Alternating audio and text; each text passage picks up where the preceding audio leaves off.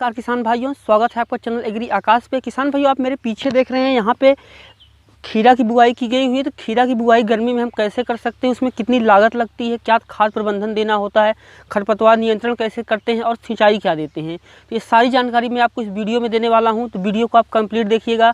साथ ही आप चैनल पर पहली बार आए हैं तो सब्सक्राइब करने के साथ साथ बगल में बने घंटी के निशान को भी दबाइए, ताकि आने वाली वीडियो की नोटिफिकेशन आपको समय से मिलती रहे। तो चलिए शुरू करते हैं। खीरा एक नकदी फसल है। अगर आप 2 पीस खीरा बेचते हैं फिर भी आपको 10 रुपये मिल जाते हैं, यानी एक खीरा की कीमत 5 रुपये है। और एक जो पौधा होता है वो अपने पूरे जीवन काल में 15 से 20 किलो तक खीरा देता है, अगर हम उसका अच्छे से ख्याल रखते हैं। तो आप सोचिए कि अगर एक पीस की कीमत 5 रुपये है और 15 से 20 किलो एक पौधे में उत्पादन देता है एक पौधा, तो कितना ज़्यादा उत्पादन हो जाएगा। लेकिन ये सब कब होगा? जब आपको उस फसल के बारे में, उसके बारे में अच्छी जानकारी होगी। तो अच्छी जानकारी जो है वो मैं आपको देने वाला हूँ, बस आप वीडियो को अंतिम तक देखें। किसान भाइयों, सबसे पहले हम बात करते हैं मिट्टी की, कि हमें इसके लिए मिट्टी कैसी चाहिए। किसान भाइयों, खीरा की खेती के लिए आपको रेतीली मिट्टी में कर सकते हैं, दोमट मिट्टी में कर सकते हैं, भारी मिट्टी में भी कर सकते हैं। और सबसे अच्छी जो मिट्टी इसके लिए होती है वो होती है बलुई दोमट। बलुई और दोमट इसके लिए काफ़ी ज़्यादा अच्छी होती है। अगर हम बात करें मिट्टी के पीएच मान की, तो खीरा की खेती के लिए आपको मिट्टी का पीएच मान 6 से 7 के बीच का पीएच मान काफ़ी ज़्यादा अच्छा होता है। किसान भाइयों, इसकी खेती उच्च तापमान में की जाती है। ऐसे समय में आप करें, गर्मी में जैसे हम बात कर रहे हैं तो ऐसी जगह पे करें जहाँ की गर्मी अच्छी पड़ती है। उच्च तापमान पे, यानी जहाँ ज़्यादा तापमान होता है वहाँ पे फसल बहुत ही अच्छी तरीके से होती है। या जो फसल है पाला नहीं सह सकती, इसलिए आपको इसको जायद में लगाएंगे, यानी जैसे गर्मी के समय में हम बात कर रहे हैं तो काफ़ी ज़्यादा अच्छा उत्पादन आप लेके आएंगे। अब दूसरी बात आती है कि बुआई का समय इसका क्या होता है। किसान भाई, इसका जो बुआई का समय होता है, यानी जब हम गर्मी के लिए अगर खीरा खेती करने वाले हैं तो फरवरी के दूसरे सप्ताह से लेकर के मार्च के दूसरे सप्ताह तक हम इसकी बुआई कर सकते हैं। यानी आप देखिए 14-15 फरवरी से लेकर 14-15 मार्च तक आप इसकी बुआई कर सकते हैं।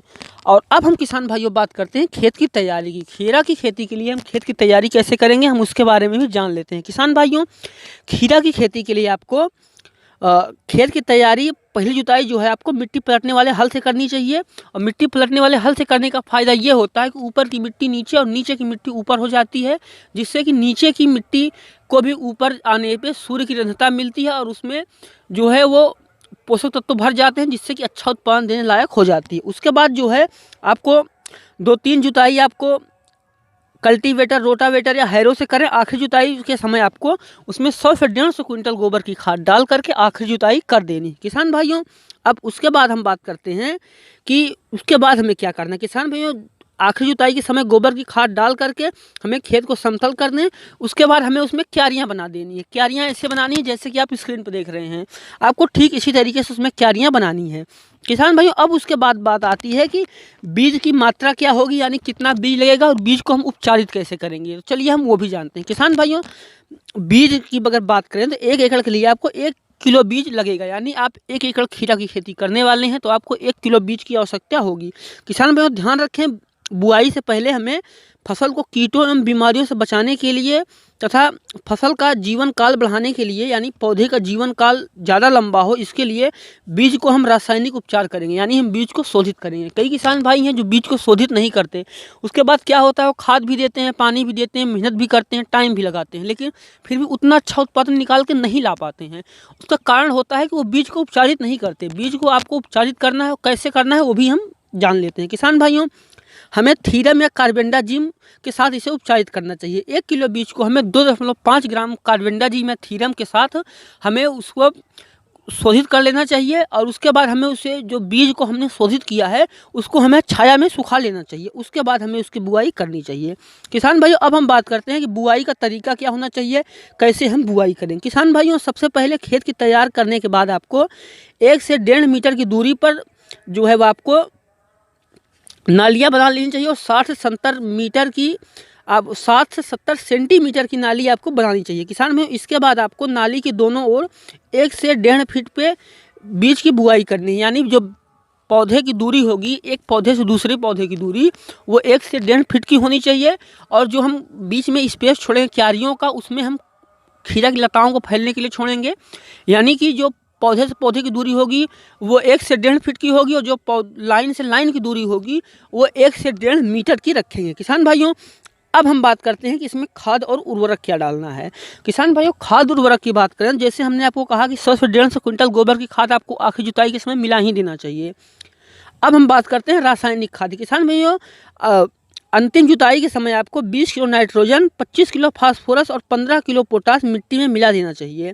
उसके बाद 40 दिनों, जब पौधा जो है हमारा 40 से 45 दिन का हो और उस समय उसमें फूल आ रहे हों और फल आ रहे हों, उस समय हमें 15 से 20 किलो नाइट्रोजन को खड़ी फसल पे देना चाहिए।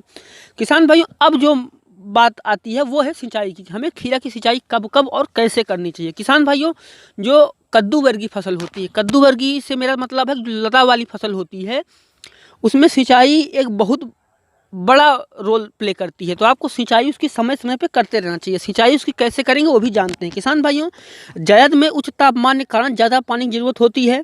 यानी जब जायद में हम खेती करते हैं गर्मी के मौसम में, तो तापमान ज़्यादा होता है, जिस वजह से हमें सिंचाई ज़्यादा करनी पड़ती है।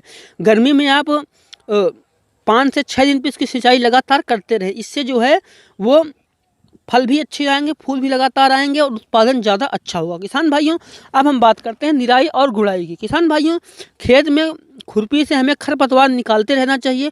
पहले निराई जो गुड़ाई जो है खीरा की, वो हमें 20 दिन पे करनी चाहिए और उसके बाद आपको हफ्ते 10 दिन में देख के उसकी निराई गुड़ाई समय समय पे करते रहना चाहिए, जिससे कि हमारा जो खीरा है वो अच्छा उत्पादन दे और उसमें बहुत ज़्यादा फल आएँ। किसान भाई, उम्मीद करता हूँ ये वीडियो आपको अच्छा लगा होगा। वीडियो आपको अच्छा लगा है तो लाइक करें, साथ ही चैनल पे पहली बार आए हैं तो सब्सक्राइब करने के साथ साथ बगल में बने घंटी के निशान को भी जरूर दबाएं। तो मिलते हैं किसी एक और वीडियो में एक नए टॉपिक के साथ।